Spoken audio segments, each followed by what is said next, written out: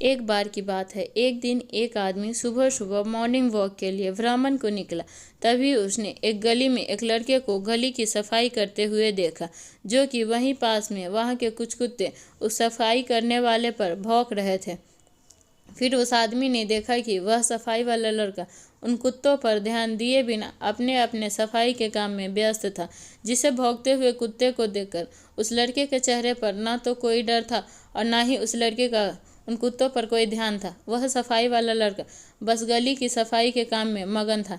फिर उस गली की सफाई करके लड़का वहाँ से दूसरी गली में गया तो दूसरी गली के कुत्ते भी उसे देखकर भौंकने लगे। फिर पहले की तरह वहाँ पर भी उस लड़के ने कुत्ते की तरफ ध्यान न देकर अपना सफाई का काम करता रहा।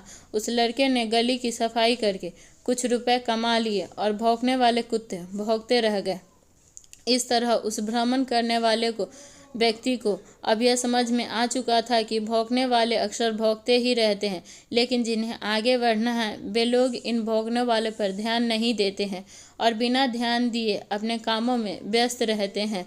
कहानी से शिक्षा। इस कहानी से हमें यही शिक्षा मिलती है कि यदि यही सोच अगर हम अपनी ज़िंदगी में अपनाएं तो हम कभी पीछे नहीं रहेंगे, और अगर अपना ध्यान लोगों की बातों से नहीं भटकाएंगे तो हम अपने कामों में ज़रूर सफल होंगे।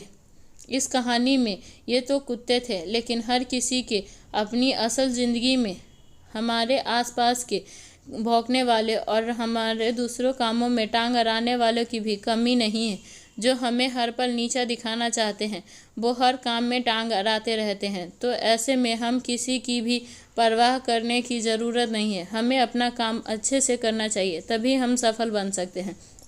आपने ध्यान दिया होगा कि जब कोई हाथी किसी भी गली में गुजरता है तो उस गली के कुत्ते भौंकने लगते हैं, लेकिन आपने देखा होगा कि हाथी उन कुत्तों पर ध्यान दिए बिना अपने मस्त चाल से चलते रहे हुए आगे चलता जाता है। भौंकने वाले वहीं भौंकते रह जाते हैं।